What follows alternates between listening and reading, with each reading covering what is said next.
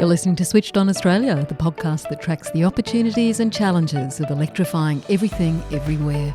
Switched On is brought to you by the publishers of Renew Economy, Australia's best informed, most read website focusing on the green energy transition, and is supported by Boundless Earth, using philanthropy, investment and direct advocacy to help Australia become a global force in a decarbonised world.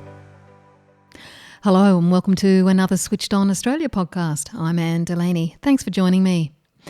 And I'd like to acknowledge that this podcast was recorded on the lands of the Arakwal people from the Bundjalung Nation in northern New South Wales. To reach net zero by 2050, millions of existing Australian homes will need to undertake energy efficiency and electrification upgrades. But we all know many households are already facing increasing financial strain and they can't afford the upfront cost of a green retrofit. Governments around the country provide some financial incentives and rebates to help electrify efficiently, but it's clear the energy transition won't just be financed by government grants, given their tightening budgets. The Institute for Sustainable Futures at the University of Technology in Sydney argues that what we need is more easily accessible finance to enable efficient electrification and green retrofits. In a submission to the Senate inquiry on residential electrification, which they've based on a recent report they've published, they argue this can best be done using the most cost-effective loan product on the market, the housing loan. I spoke to Gordon Noble, the Research Director at the Institute for Sustainable Futures this week, about their submission and report. Gordon specialises in sustainable finance. And I started my discussion by asking him why accessible finance is so important for scaling up household electrification. It's incredibly important. One of the reasons, just to give a few statistics, 12% of greenhouse gases come from the residential building. 24% of electricity use comes from residential buildings. So it's a big proportion of the energy that we consume here in Australia. And look, the challenge is we know that by 2050 we're still going to have 7 million houses that won't have been subject to the new construction codes that have that higher sort of energy efficiency requirements. So there's a lot of houses in Australia that won't have been retrofitted and are going to be a key part of us transitioning to net zero emissions. So if we provide more and better finance for green retrofits, for enabling people to electrify and to move towards net zero, do you think that we'll be able to move away from grants or target grants better? Yeah, and this is the key thing that we were looking at. So one of the challenges, we all know this, is that the government budgets are constrained. The ability for governments to retrofit all those 7 million houses that are going to need to be retrofitted, that will still be in existence by 2050, we can't simply do this on grants. So we need to find out how we can do it. We can create the incentives, if you like, that we can do it from household budgets or we can do it from finance, and we need to find what combinations that we can use of those two. And so how does the structure of finance and the structure of lending influence a household's decision about electrifying or upgrading with energy efficient appliances? Yeah, and I guess if you think about it, say if we think about it from our own budget, so the kind of things that we have access to in terms of finance is that we can get a housing loan from the bank, we can get a credit card, we can get a personal loan, and there's all new other products on the market that also pay-as-you-go kind of products as well. So the most cost-effective product on the market is the housing loan. The reason is because it's secured by our houses and therefore it's got the lowest interest rate. But the other aspect is it's also got the longest term to repay the loan, whereas we know, say, with a credit card or a personal loan, there's shorter terms to repay and higher interest rates. So housing loans are, if you like, the most cost-effective and efficient way, if you like, of financing, particularly things to do with the house, which is what sustainability retrofits are all about. So how would it work? Tell me how you think it would ideally work. It would be about extending people's mortgages, I presume. Yeah, and that's what we're suggesting. So if you think about it, say you've an individual's got a housing loan, and so they're in the state of Victoria. There's a lot of gas in the house, and they want to get the gas out because prices are skyrocketing, the energy bills are skyrocketing, and also they know it just makes sense from an energy efficiency perspective. So say it costs somewhere between 3 to 5,000. So we're not talking huge amounts of money. If the household hasn't got cash, and households were all struggling in terms of increasing bills, so there's a lot of households that don't have sort of loose change for 3 to 5,000. The idea is that their bank would be able to increase the loan for an amount of money for that 3 to 5,000, and they would repay it back over the course of the loan. Now, where we have done our research is around the payback period. So what we know, for instance, say for that household in Victoria that's getting rid of gas, is the Victorian government itself is saying a household will save around $1,250 a year. And that's because gas prices are going through the roof, and more energy efficiency appliances will reduce the amount of energy, the amount of bills that people pay. So if with that saving, the idea is that if you make that investments, the household's budget is actually better off. They've got more disposable income. And then from a bank perspective, what that means is because they've got more disposable income, they've got the ability to service a very small increase in their loan. And their actual credit risk for the bank is actually improved because you've actually improved the household's budget position. And that's our core thing that we're suggesting. If we can find a way to nudge this and take out some of the difficulties that banks have to be able to just automatically increase a loan, then what we can do is unlock the finance for basically all of us. I mean, the way you've laid it out, it seems like a no-brainer to be doing it. But what's the impediment? What's stopping it? Well, the constraint is the way we have a very strong financial system, a very strong and stable financial system, and that's we've got good strong banks, and we've got a good regulatory architecture which we've basically had for the last sort of 20, 30, 40 years. And the reason we have strong banks is because of that interplay with regulation. So basically what we need is a way of nudging that regulation. And we've done this in the past. So the way to think about it is that a housing loan is not one single product. It's actually a range of products. It's a mortgage insurance that goes with that. And mortgage insurance often enables first homeowners to get access to a housing loan. That actually gives banks the confidence of it's a lower risk they can make the loan. The other product that's part of housing is offset accounts. People have money in offset accounts. They use that for different purposes, and the banks actually consider that. So the regulators as part of the housing loan side as well. In fact, the interest rate gets offset against the mortgage as well. So the challenge here and the little regulatory nudge that we need is that if you and I wanted to go and increase our loan for that 3 to 5,000, we go to the bank, they would say, okay, well, reapply for your loan, right? And that's just an ordeal. It's an ordeal. We all know that. We all almost cringe as soon as we think about that. Oh, I'm not doing that. You've got to get all the paperwork together. You've got to, make the application. The bank says yes, and then all you need is 3 to 5,000. We're not talking a huge amount. We're talking about small improvements that are going to make, improve your cost of living, but improve your energy efficiency. So just to clarify, are all banks obligated to make their customers apply for a new loan, even for those small amounts? Well, and this is the regulatory architecture. It's because we have responsible lending laws, we don't have an automatic right that you simply can increase a person's loan without sort of a process. Certainly the regulators would be wanting to know how a bank would be doing that.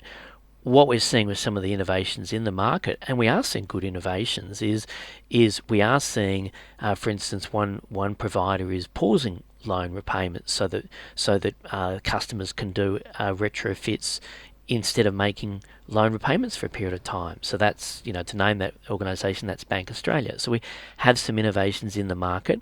We have CommBank, and we refer to this in our report. They have a great green mortgage product in the market, but again, the customer needs to apply for that. And what we're seeing is that the market developments are at that middle to upper end of the market. And one of the things we're we're also concerned about is just to make sure that we've got a universal offering. So we talk about this in the report, an idea of a net zero poverty premium. And a poverty premium is basically it costs more to be poor. So what we don't want to see is all the innovations around transition to net zero, things that benefit, middle and upper income earners, but not low income earners. So we want to shift the focus to make sure that we really are focusing on all householders, and particularly low income households. Yeah, I'll go on to low-income households in a bit, but can I just clarify? Are you suggesting that the nudge that would be required is for banks and lenders just to drop the whole idea of reapplying for the loan? Can they do that? And would that be a big deal? Yeah. So the nudge we're suggesting is that our regulator of the banks, the Australian Prudential Regulatory Authority, would issue guidance. And in order to issue guidance, they would really need an evidence base, and we're proposing how that they might do that. And if that guidance was issued, then banks would have that ability to essentially increase a loan without people having to go through those hurdles. It would need eligibility criteria, and an example would be, for instance, that you would establish eligibility criteria for people who they're ahead of their housing loans already, so they've made advance payments, they've got money in, for instance, offset accounts. And that would be, you'd pilot list this, and then you would have, that would give APRA, you'd build a financial model, and they'd have the ability to then act on the confidence, the key thing is that the payback period for the things that households would be investing in would actually improve the budget of households, and therefore improve the budget to service that mortgage. But it needs in our view a regulatory intervention, small one, very small one, but it doesn't need in legislation. But I think this could be done with a regulatory guidance. Well, what about ensuring that that extra part of the loan actually gets spent on what it should be spent on, and that is the green retrofit? How do we ensure that? Well, we do that. We do that when we buy a car. So it's sort of standard practices. The banks have ways to do this. We don't go to the car dealership, buy a car, and then take it off and go on a holiday. So the bank knows how to make sure that the money goes to the right place. So the system, that's all about systems and processes. So it is about knowing what it is that you're actually going to be spending the retrofit on. So you do need some criteria in terms of what is actually going to have the best payback periods, not just in terms of household budgets, but also in terms of environmental benefits. The logical one is gas, but there's others. There's quite a few others that are certainly there's a lot of focus on. So you can build that with a collaborative process where you identify what it is that has got the biggest bang for the buck. And then what you do is ensure that the regulator would ensure that the banks have the right processes, which, to be honest, they already do.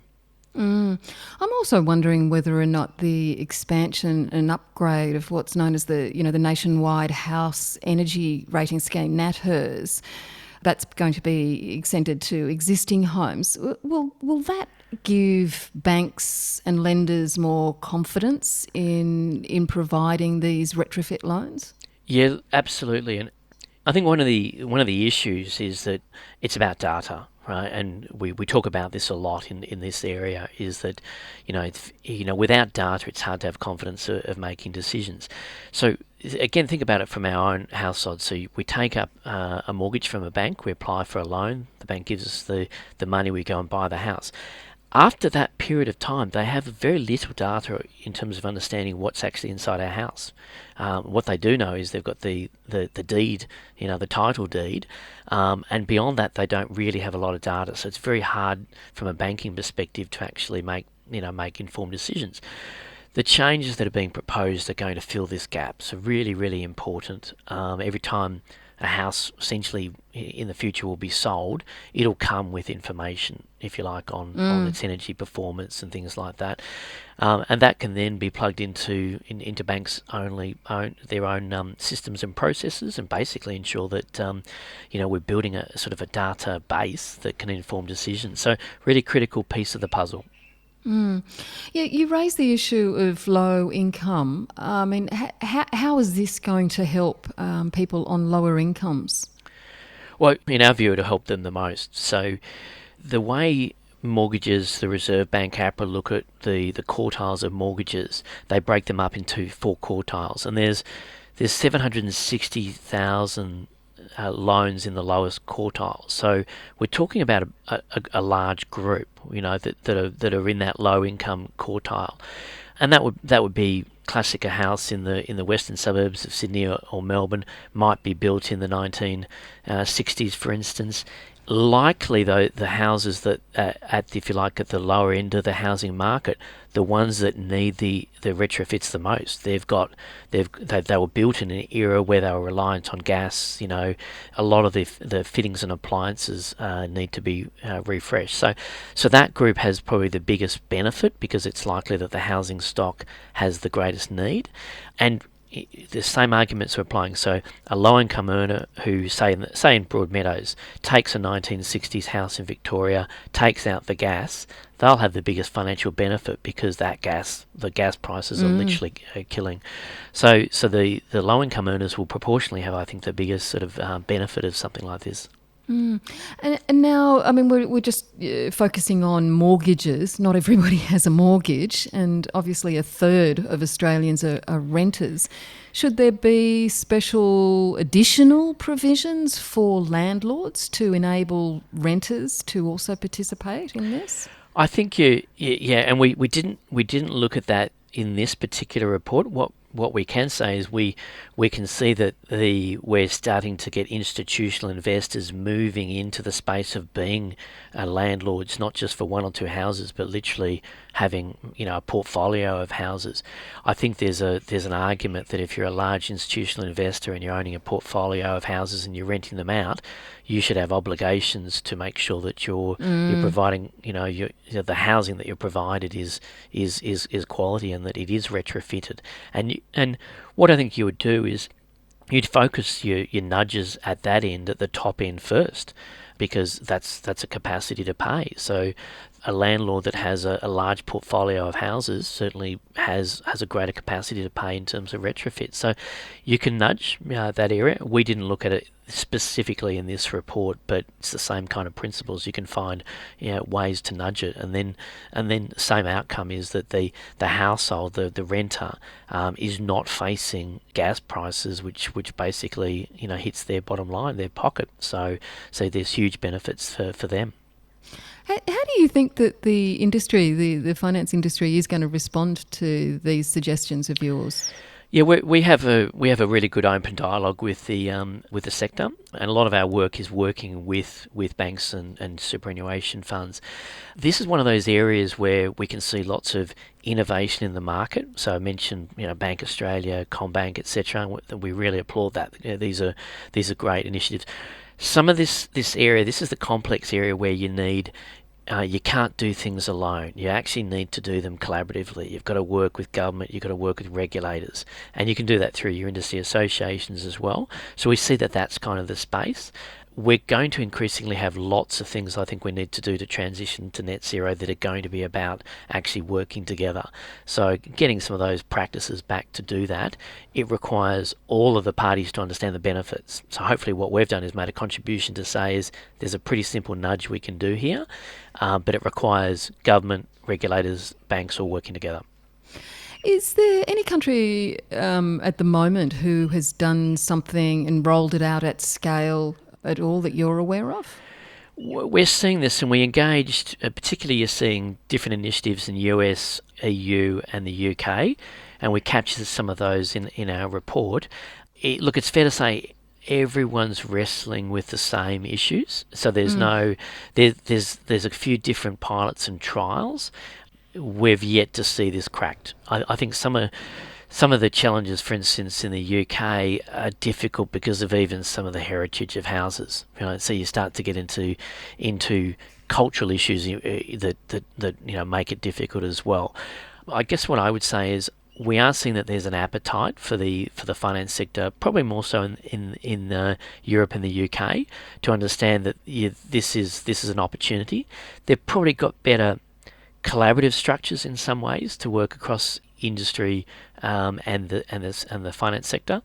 But no one's cracked it yet. No one's completely cracked it yet, because otherwise, I think once one nation does, there'll be a lot of copying to make that happen. Yes, right. There are a number of banks currently in Australia who offer green loans to purchase environmentally friendly products like the solar panels and air conditioners.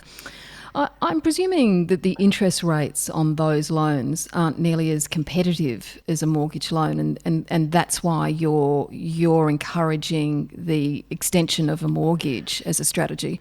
Well, look, to be fair, there are products, green mortgage products on the market, and there's some green retrofit products on the market. So what we would like to see is to basically ensure that we're hitting the whole of the market. So some of those banks can have a strategy to focus on that middle to upper end of the market. So we want to see that low income a target for that market. What the products that are on the market that are doing is that they're demonstrating that this is actually good sense, good business sense. So if you can build that practice, and some of the banks report the numbers in terms of the application, how much they've had in increased lending, etc. If you can actually prove that and demonstrate that this actually was good from a risk perspective, then it actually supports the regulators actually building that pathway to make sure that we can do this at scale. That's really where we're coming from. In terms of, moving fast enough, you're sort of suggesting that if we're going to be developing these sort of partnerships that are required, that takes time. Are you confident that we can move fast enough to get these, as you're calling them, the products on the market and get people picking them up? Yeah, look, and one thing I think we don't want to see is we don't want a kind of a pink bat sort of arrangement where suddenly we rush. We need to retrofit 7 million houses, and we need to do it in 5 years' time, and it is mass government grants and schemes going forward. And what that does is it actually distorts the economy, because we suddenly we're putting every economic resources into retrofits. The scheme that we're sort of outlining, the economic benefits is that you actually build sustainable industries. So you'd basically see a situation, you wouldn't be eligible for a retrofit to increase your loan on day one. You'd have eligibility criteria. The idea is that a house over time needs to change and adapt. So as the mortgage progresses, so too does there's more equity in the house, for instance. But what we actually want to see is we want to build industries that actually are not boom and bust. So a little bit of time to plan, get this right, I think makes sense, and then making sure that we've got that pathway to do this in a sort of a logical, ordered way, so that we don't get businesses that come in, the dodgy providers, and then we have all sorts of issues to deal with. We can do this in a very sort of thought out way. I was also wondering whether or not lenders should be offering a lower interest rate on mortgages for highly efficient energy homes, highly energy efficient homes. I mean, is that a way to go also? We want to encourage innovation. So, and if you think about the Australian financial system, one thing we've done, it's done actually really well, is it's innovated. So if you go back to the time my parents would have got their housing loan, there were fixed interest rates. There was you could only borrow so much. There was all these restrictions, and all the innovations that we've seen, whether it's securitization of mortgages, which means we've been able to attract cheaper money, more cost effectively for our loans, the offset bank accounts linked to our deposits linked to our mortgages. These are all innovations that we've done. So we want to actually get innovation on steroids, right? We want to find the way to do that more. So every time you see a new innovation in the market, you think, yes, absolutely, we want more of that. And it's only the limit to how what the creativity can be, I think, in doing this. So I think there's lots of opportunities here. It is going to take the lenders to come to the party, and I noticed that you produced a report last year which found that there's what you called a climate skills gap in the Australian financial sector. We don't have enough people who have experience of both climate and the finance sector. What are the skills that you think are lacking, and what impact is that having?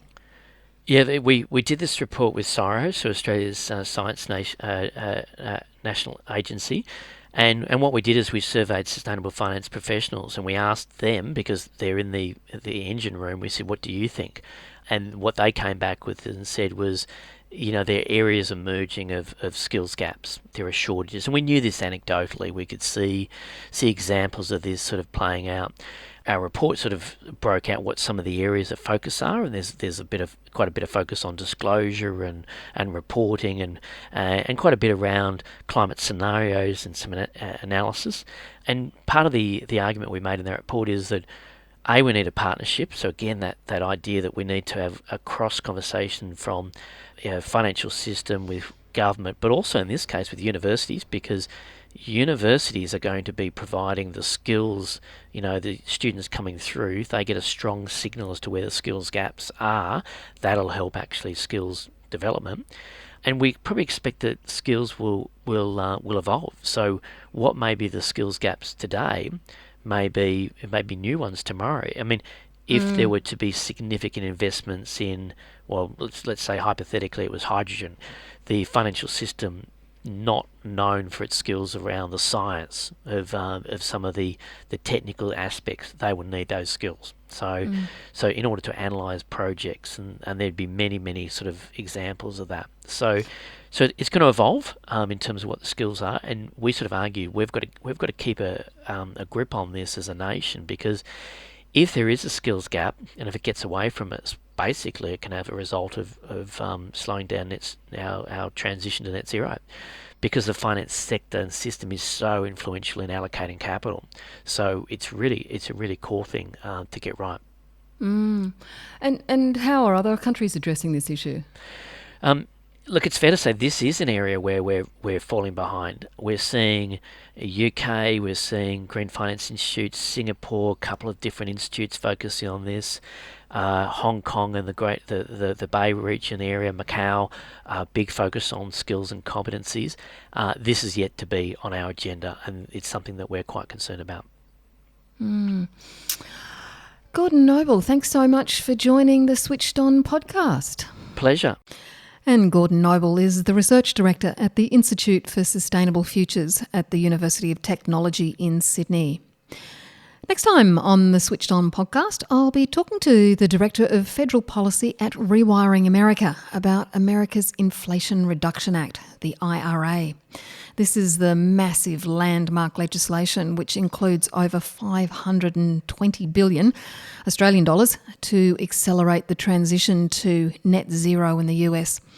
And as we'll hear, it's turbocharging low-cost financing, rebates for electric vehicles, incentives for electric appliances and building upgrades, and it provides 30% discounts on the cost of rooftop solar, home batteries and geothermal systems.